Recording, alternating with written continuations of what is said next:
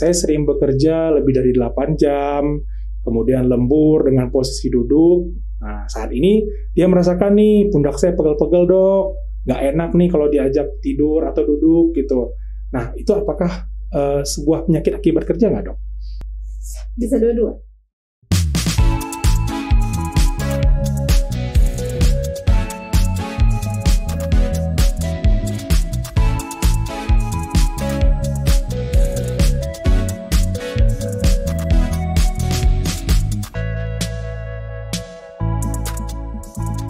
Hello healthy people, kembali lagi di MP Talk, Life is Great. Balik lagi di episode kedua daripada MP Talk bersama saya dengan Dr. Oki. Nah, kali ini MP Talk yang diselenggarakan oleh Medica Plaza akan membahas terkait dengan penyakit akibat kerja. Nah, ini tentu berhubungan ya healthy people dengan aktivitas kita nih yang mulai normal kembali seiring dengan adanya pelonggaran nih dari aturan pemerintah. Nah, di perusahaan atau di tempat kerja healthy people sekalian pasti nih ada yang bervariasi WFO-nya, ada yang 75% sampai dengan 100%. Nah, dengan seiringnya peningkatan aktivitas dan juga work from office yang sudah kembali normal, itu memicu nih terjadinya masalah baru dalam dunia kerja. Biasanya itu kita sebut dengan penyakit akibat kerja.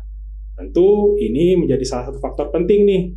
Penyakit akibat kerja ini cukup bisa mempengaruhi daripada produktivitas healthy people sekalian dalam sebuah pekerjaan.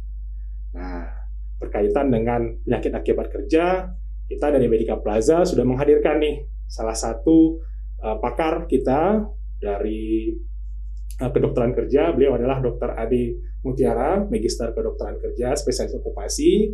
Beliau adalah seorang occupational health dan juga medicine lead di SKK Migas. Halo Dr. Ade, salam kenal sebelumnya. Halo Dr. Oki, salam kenal juga. Iya. Baik Dr. Ade. Dr. Ade, sekarang kesibukannya apa aja nih selama di dunia kesehatan kerja? Saya bekerja di kantor. Saat ini saya kebetulan bekerja di SKK Migas yang mengurusi kesehatan kerja di internal kantor SKK Migas, juga di industri hulu migas secara keseluruhan. Mungkin healthy people pasti ada yang belum paham nih terkait dengan SKK Migas. Boleh jelasin sedikit nggak dok? SKK Migas itu seperti apa sih dok? Oke, baiklah. SKK Migas itu adalah satuan kerja khusus industri hulu migas yang dibentuk atas keputusan Presiden, yang tugasnya adalah membantu pemerintah dalam mengelola industri hulu migas dari mulai budgeting, operasional, kemudian juga dan seluruh kegiatan hulu migas dari mulai eksplorasi sampai produksi. Sudah berapa lama dokter menekuni kedokteran kesehatan kerja ini dok? Sebenarnya sejak PTT, setelah selesai PTT tahun 98 saya sudah langsung bekerja sebagai dokter perusahaan. Artinya kalau secara total sudah 24 tahun ya. Tetapi memang di industri migas ini fokusnya saya sudah sekitar 12 tahun. 12 tahun ya dok ya. Wah. Ya. Nah dokter kan cukup lama, 12 tahun dalam dunia kesehatan kerja atau kedokteran kerja. Apa sih dok yang melatar belakangi dokter tertarik nih dok untuk menekuni bidang ini? Itu pertanyaan yang juga selalu ditanyakan ya. Kenapa menarik sih sebenarnya. Pertama-tama sih terus terang aja saya kecebur. Oke. Jadi ya seperti layaknya para lulusan dokter, begitu lulus kan inginnya spesialis kebidanan, spesialis anak, spesialis penyakit dalam gitu ya. Tapi perjalanan hidup membawa saya, begitu menikah saya bekerja, saya dibawa oleh keluarga di Kalimantan Utara. Di situ tidak ada dokter. Kemudian perusahaan tersebut menangani 1.400 karyawan, baru beroperasi, sehingga karena sulit mendapatkan dokter, akhirnya karena saya tinggal di situ bersama keluarga, akhirnya saya bekerja sebagai dokter perusahaan. Jadi mulai dari situ kemudian saya belajar secara banyak sekali, guru-guru saya kebetulan dari luar negeri dan lain-lain. Jadi konsep kesehatan kerja saya dapatkan pada saat itu. Menarik dong. Sebelumnya saya mau nanya dulu sih dok, untuk membahas PHK ini sendiri. Dok, penyakit akibat kerja ini apa sih dok, kalau menurut dokter? Tadi Dokter Oki bilang berpotensi mendapatkan penyakit akibat, walaupun itu sebenarnya belum tentu ya, dok ya. Jadi yang kita kerjakan adalah sebagai dalam satu kesatuan program kesehatan kerja di perusahaan adalah kita sebagai dokter perusahaan harus tahu pekerja itu di jenis pekerjaannya itu resikonya apa saja. Kalau di dalam program ini macam-macam resikonya, dari mulai resiko kimia, bahan fisika seperti panas, debu, kemudian resiko biologi kayak COVID itu kan kalau pada petugas kesehatan itu resiko paparan biologi. Kemudian ada lagi resiko ergonomi, bagaimana postur duduk, postur berdiri dan lain-lain. Yang terakhir adalah psikososial.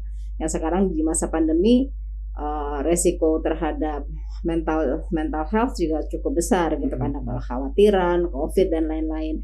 Nah, justru resiko-resiko 5 jenis resiko ini yang harus dokter perusahaan assess atau menilai, mengevaluasi agar pekerja tersebut tidak mendapatkan penyakit karena 5 faktor resiko ini gitu. Jadi kalau misal potensi betul kalau resikonya ada gitu. Jadi misalnya kalau tergantung jenis pekerjaannya sekarang resikonya seperti apa ya, sangat tergantung dengan jenis pekerjaannya seperti itu. Oke, baik dok. Untuk diagnosis dari penyakit akibat kerja ini dok, apakah ini boleh dilakukan oleh dokter umum atau khusus untuk dokter spesialis okupasi saja dok? Kalau secara peraturan Presiden nomor 7 2019 mengenai penyakit akibat kerja memang disebutkan itu dilakukan oleh tenaga yang kompeten. Nah, tenaga yang kompeten ini salah satunya adalah spesialis kedokteran okupasi, kemudian atau dokter umum yang mendapatkan pelatihan penegakan diagnosis penyakit akibat kerja. Jadi sebenarnya boleh dokter umum, tetapi mendapatkan pelatihan kompetensi untuk penegakan diagnosis penyakit akibat kerja. Oke. Gitu. Boleh dilakukan oleh dokter umum, tapi punya kompetensi khusus lagi ya dok ya. Betul. Oke, baik dok. Biasanya yang mendukung terkait dengan penyakit akibat kerja ini paling banyak di area mana dok? Area pekerjaan seperti apa? Saya saat ini pelaporan penyakit akibat kerja di Indonesia masih sangat rendah, ya kan? Saya terus terang aja memang karena pelaporan yang rendah, berbagai macam industri itu tentu saja laporan itu adanya di BPJS Tenaga Kerja gitu ya. Kalau paling tinggi apa saya terus terang kurang tahu. Tetapi kalau dibilang banyak tidaknya itu sangat disesuaikan dengan jenis paparannya gitu ya.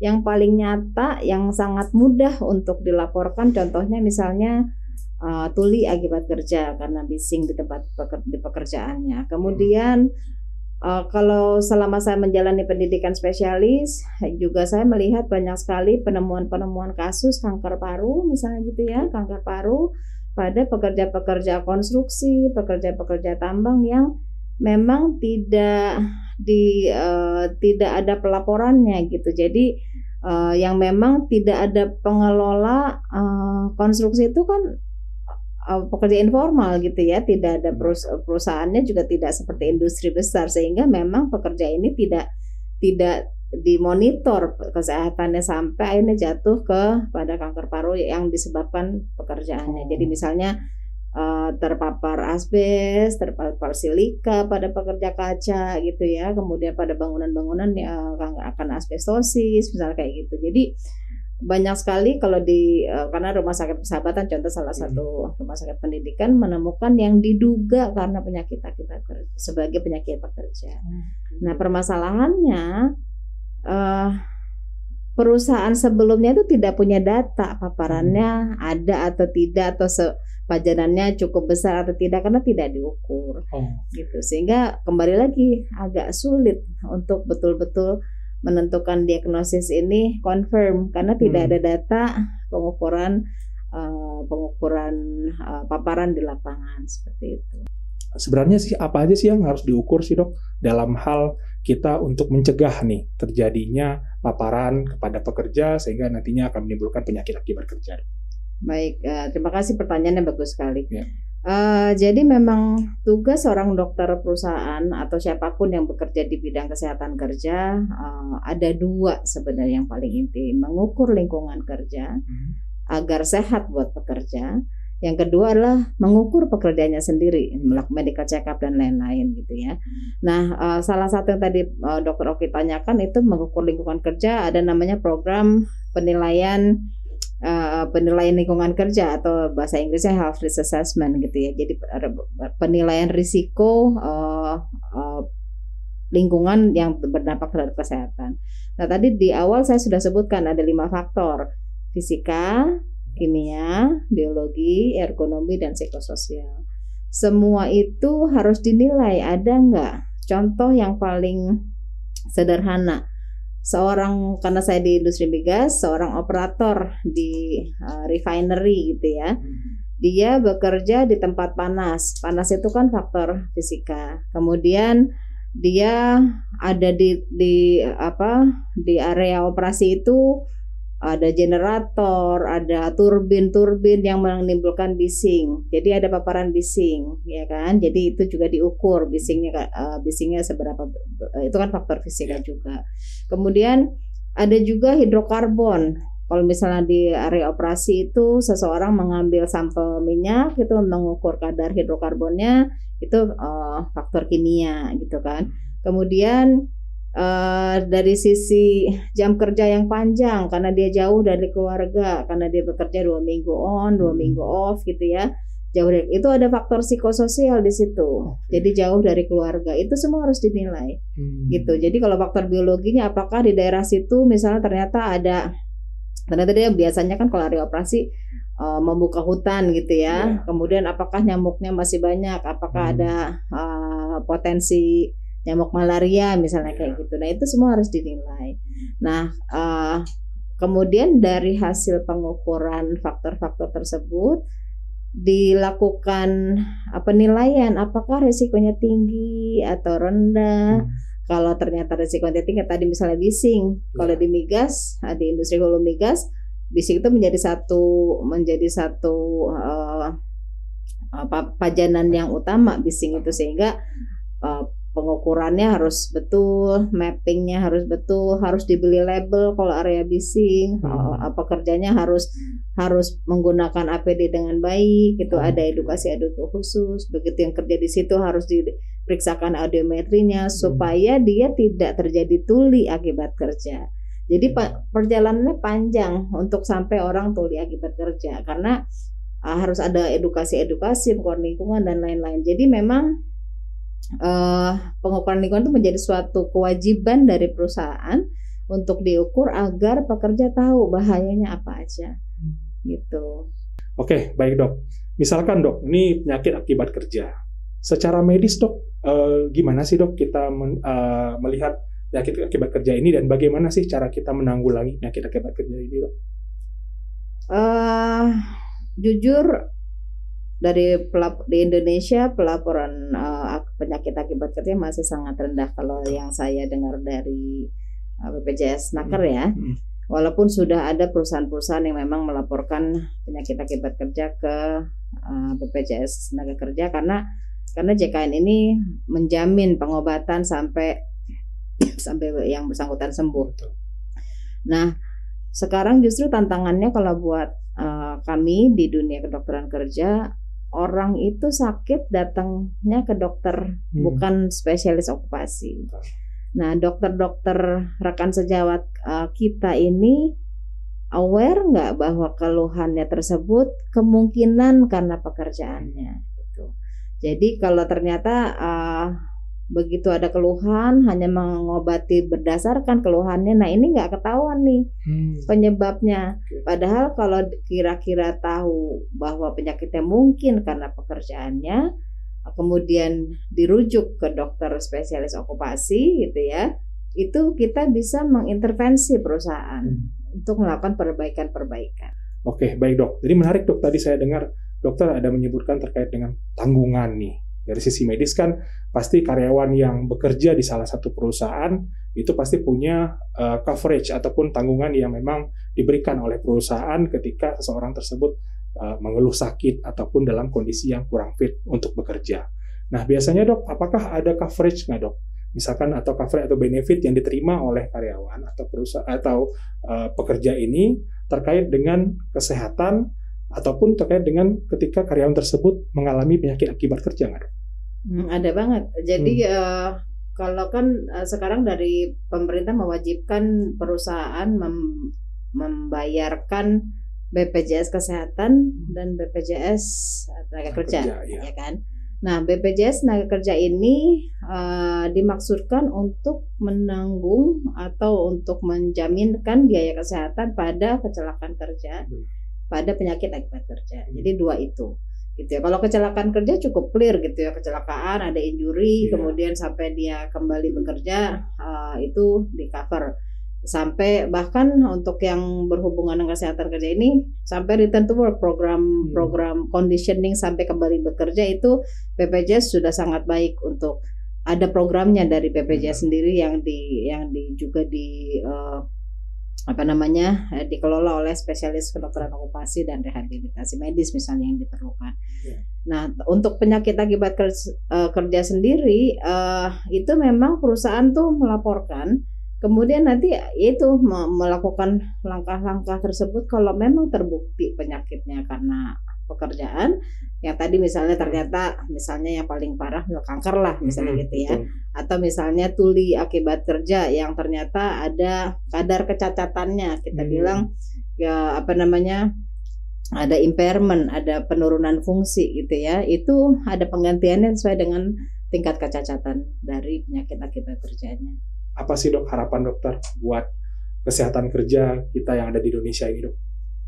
Banyak sih dok. Jadi pada intinya 50% penduduk Indonesia itu pekerja.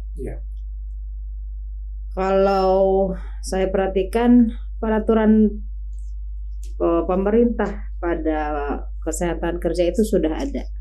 Artinya bahwa perusahaan itu wajib menjaga kesehatan pekerjanya dengan melakukan beberapa program yang ujung-ujungnya memang mencegah penyakit dan juga penyakit kronis atau penyakit tidak menular atau dan menular juga ya.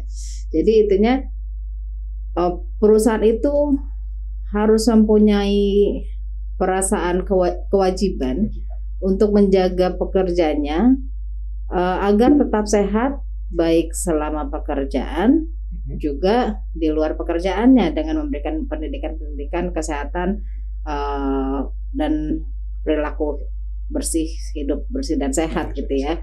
Jadi sebenarnya bahwa tugas kesehatan pekerja ini itu adalah salah satunya adalah dimiliki oleh manajemen yang harus berkomitmen terhadap kesehatan pekerja. Jadi penerapan program kesehatan kerja saat ini saya lihat memang masih belum seperti yang diharapkan. Oke, baik, terima kasih dok. Berarti memang iya ya, kesadaran ya, balik lagi kesadaran kita ya sebagai seorang pekerja maupun seorang pemberi kerja dalam hal menata nih supaya semuanya dalam kondisi baik ya, semuanya terlaporkan dengan transparan, baik itu apakah ada penyakit akibat kerja ataupun kondisi-kondisi kecelakaan di pekerjaan tersebut bisa terlaporkan dengan baik sehingga kita bisa menilai nih dok ya sejauh mana tingkat kita ya dalam hal ini Indonesia bisa menanggulangi kesehatan kerja dan juga meminimalisir terjadinya penyakit akibat kerja di kemudian hari ya dok ya. Oke. Dan yang satu lagi dok, kalau untuk healthy people ya yang ada di rumah yang menyaksikan gitu dok. Ya rata-rata kan healthy people ini kita kan pekerja nih ya, yang bekerja setiap hari ini di rumah atau setiap hari rutin nih 8 sampai 5 itu ya, jam 8 pagi sampai jam 5 sore di bekerja nih, kemudian istirahat di rumah. Apa sih dok yang bisa dokter sampaikan buat healthy people yang ada di rumah? Work-life balance. Work-life balance, oke. Jadi bekerja sesuai dengan yang diharapkan, menjaga kesehatan sesuai dengan gizi yang bagus, olahraga yang cukup gitu ya, kemudian tidur istirahat yang cukup, sehingga bisa bolak-balik bahwa kesehatan kita bisa meningkatkan produktivitas pekerja dengan waktu kerja yang cukup. Jadi tidak perlu sampai lembur akhirnya mengorbankan kesehatan sendiri. Nah iya betul ya, justru ya benar ya dok ya. Jadi sekarang ini kan healthy people mungkin semua orang gitu berusaha mengejar target ke depan. Wah ada beberapa target yang harus diselesaikan. Justru malah mengorbankan kesehatan mereka ya dok ya. Betul. Nah itu jadi pesan buat healthy people di rumah tetap terapkan ya work-life balance yang seperti dokter Ade sampaikan tadi, bahwa keseimbangan ya dok ya antara pekerjaan dengan kehidupan itu benar-benar harus terus dijaga dan berkesinambungan sampai nanti kita di usia yang sudah tidak produktif lagi dok ya. Berarti dalam usia produktif ini benar-benar harus kita jaga bagaimana keseimbangan antara pekerjaan dan juga kehidupannya. Ya, oke, healthy people. Nah, setelah tadi kita membahas dengan Dokter Ade semakin panjang lebar ya dok ya terkait dengan kesehatan, pekerjaan dan juga penyakit akibat kerja. Nah, pesan kita nih yang ada di sini buat teman-teman ataupun healthy people yang ada di rumah, tetap jaga kesehatan. Jangan lupa juga nih healthy people, buat healthy people yang mau memeriksakan kesehatannya. Nah, di Medica Plaza sendiri kita punya nih berbagai macam layanan yang bisa kita berikan kepada healthy people seperti medical check up, konsultasi dengan dokter-dokter spesialis, tentu juga dengan dokter spesialis okupasi nih yang ada di Medica Plaza itu. Kalau misalnya nih healthy people punya keluhan terkait dengan hal-hal yang rasa nggak enak nih dari healthy people bisa memeriksakan kesehatannya di Medica Plaza. Nah dan juga jangan lupa healthy people untuk selanjutnya jangan melewatkan ya informasi kesehatan yang kita sajikan nih di MPL Talk. Nanti mungkin akan kita bahas lagi nih apa hal-hal yang menarik buat healthy people sekalian di rumah. Jangan lupa ya healthy people buat komen ya di bawah apa hal apa saja sih yang bisa kita bahas ke depannya yang menarik nih buat healthy people. Jangan lupa juga healthy people untuk subscribe di Medica Plaza, like dan share YouTube kita Medica Plaza ke sosial media rekan sekalian, Facebook, Twitter, Instagram dan lain-lain supaya pesan ini bisa juga dinikmati oleh rekan-rekan healthy people yang lain yang ada di rumah. Mungkin demikian ya Dokter Ade, terima kasih banyak atas partisipasi dan juga udah hadir di Medica Plaza di MP Talk. Semoga karirnya semakin baik, semakin sukses ke depannya. Sehat selalu buat Dokter Ade.